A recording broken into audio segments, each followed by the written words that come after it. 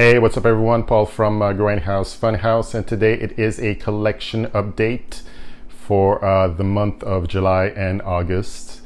They were lean months because me had no money, but at the end of July I did find a job in my profession of choice, so that's going well. And I'm starting to make some money again, and which means I will get to buy even more movies because God knows I don't have enough of those.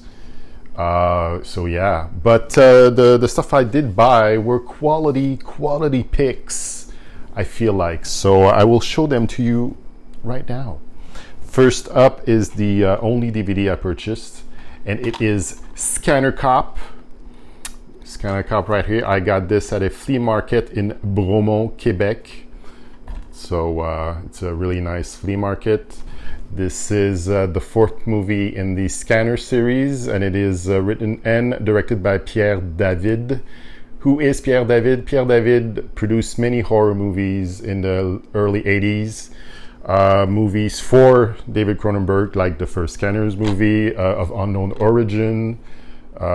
Plenty of like horror from the Exploitation era.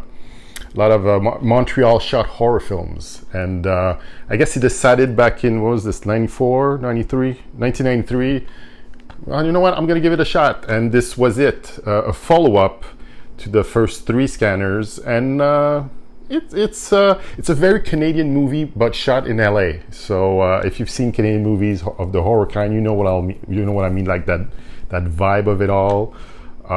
It's okay. You got the obligatory scene where the head explodes, because how can you have a Scanner movies without that particular scene? I still haven't seen Scanners 2 and 3, which were directed by Pierre Duguay, I believe. Is it Pierre Duguay? I think it is, a Québécois, a Montrealer, who did those Scanners movie. And there's a sequel to this, Scanner Cop 2, which I will get as well, because I need the old Scanner oeuvre, so I can make a decisive opinion on the whole series. But as a cheap straight-to-video flick, it was pretty good. It's pretty good. So that's it for DVDs. For Blu-rays that I purchased, only 3, but very good stuff. The best kind of stuff. I'm a sucker for trailer compilations. I have plenty of them, more than 20 titles at least, and my favorite series of trailer compilation is from Australia, from the Umbrella Entertainment Blu-ray label, and it is the Drive-In Delirium series, and there's 2 new volumes that came out last month, and I got both of them, Drive-In Delirium with a Vengeance, and then Drive-In Delirium Dead by Dawn. So there you go, right here. On the Vengeance edition, we got 157 trailers, all like pure action and sci-fi trailers right here. And then for the Dead by Dawn collection, it is 167 horror trailers plus some TNA trailers as well. So here we go. Here's the back if you want to read it up close. And I just love this series. But one thing I will say about this series now is that they've pretty much done the entire 70s and 80s era when it comes to like action movies, horror. Now it's time to go into the 90s. The 90s, I know a few titles. I know some of what came out, but there's so many direct-to-video stuff that came out between, I'd say, 1990 to 1995. Like actors from the 80s that did like really cheapy direct-to-video stuff. So I want to see those trailers. I bet there's a treasure trove of movies I've yet to find out about, and I want a company to do compilations of 90s trailers. So if you're listening, Umbrella Entertainment, and I know you will, or you are, get on it right now. Okay, all right. So that was it for Drive-In Delirium, and then with the new job, I treated myself to the Duke Mitchell collection, which is 2 movies from Grindhouse releasing. It is Gone with the Pope and Massacre Mafia Style. Those movies, they were on my want list for years, and they were out of print. And out of nowhere, Grindhouse Releasing decided to put it back into print. Only, I believe 750 copies of this. The only new thing about this version is the box right here. It's the slipcase, which is kind of hard to crack open. You need to be very, very gentle. I will cut here and then, make it easier for me. So there you go. Both of those movies right here. Massacre Mafia Style, A Gone with the Pope.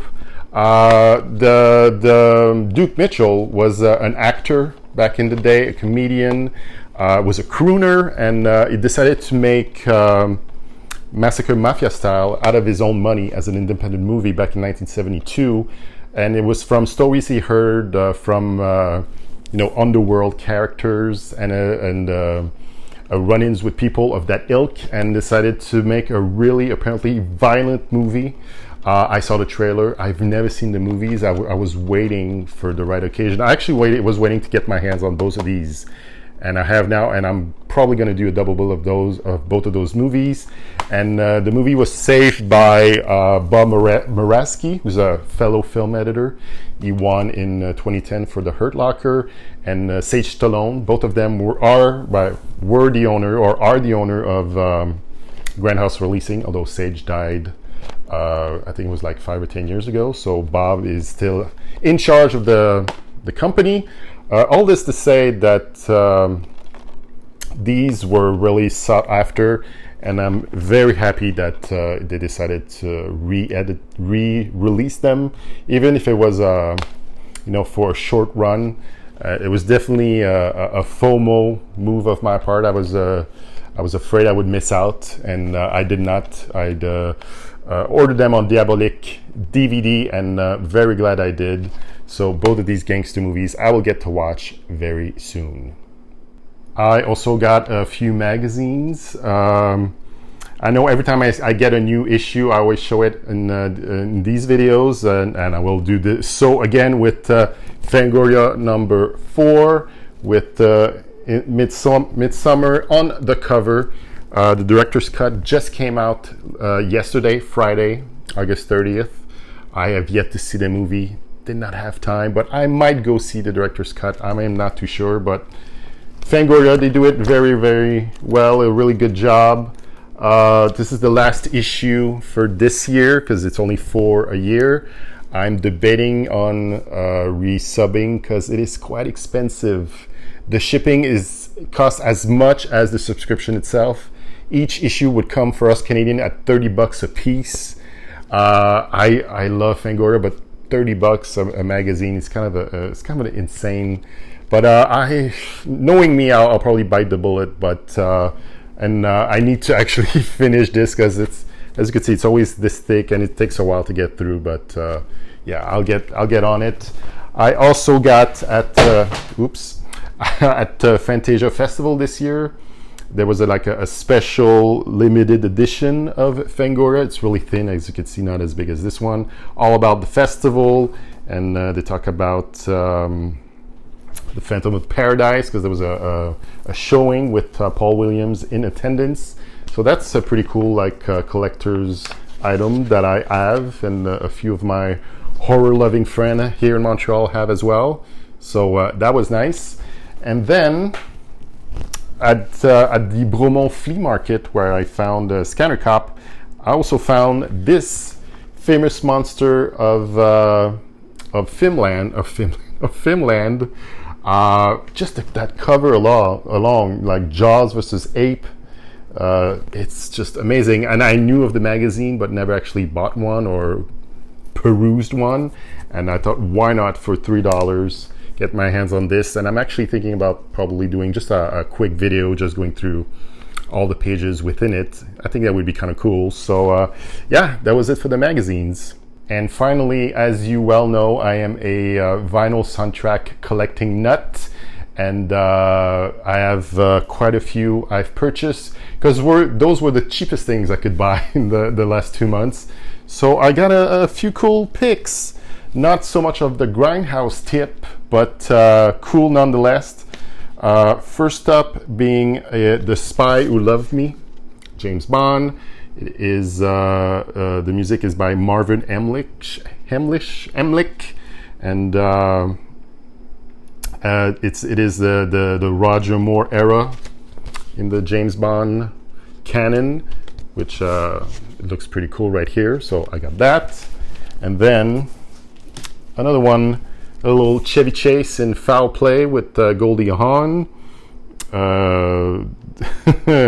Yeah, so a few various artiste soundtrack and a Barry Manilow track, because I do love me some Barry Manilow. I listen to him every single night when I cry myself to sleep. So yeah, Foul Play right here. And then going to in the 80s now with About Last Night. It's another various artiste soundtrack. Rob Lowe, Demi Moore, James Belushi, Elizabeth Perkins. Classic 80s relationship romantic movie right here. And then I got The Cotton Club, Francis Ford Coppola, music by John Barry, which I quite enjoy his work, so it's one more to add to the collection, The Cotton Club. And then I guess it could be more of the drive-in type movies, a classic comedy that's been copied to death. Porky's right here, Canadian movie, classic, directed by Bob Clark. Bob Clark for Black Christmas, did A Christmas Story, and he's one of our Canadian legends in the filmmaking world. It is this soundtrack has seen some shit. It's I'm actually afraid to touch it, to be honest with you, but it's pretty cool to own right here. Porky's. And then finally, in the horror tip, classic 80s movies again. Who doesn't know about The Lost Boys right here? Joel Schumacher joint, the saxophone dude all greased up. I don't know why I went to this image, but obviously it's the two Corys, Corey Feldman and Corey Haim. It's, again, classic vampire 80s horror movie that's in the pop culture world, still relevant to this day, I believe. So yeah, there you go, The Lost Boys. So that was it for the collection update for July and August. I hope you found this rambling video entertaining. I hope you did. You know, as I always say, please like, share, and subscribe.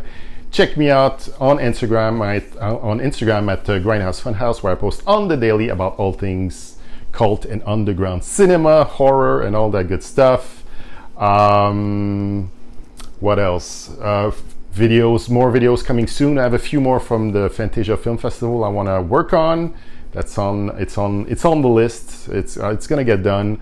I want to do a blaxploitation video for my movie collection and my soundtrack collection, and that's about it. I want to thank you for tuning in, watching wherever you are right now. It's very much appreciated. And for now, I will bid you a farewell. Thanks for watching.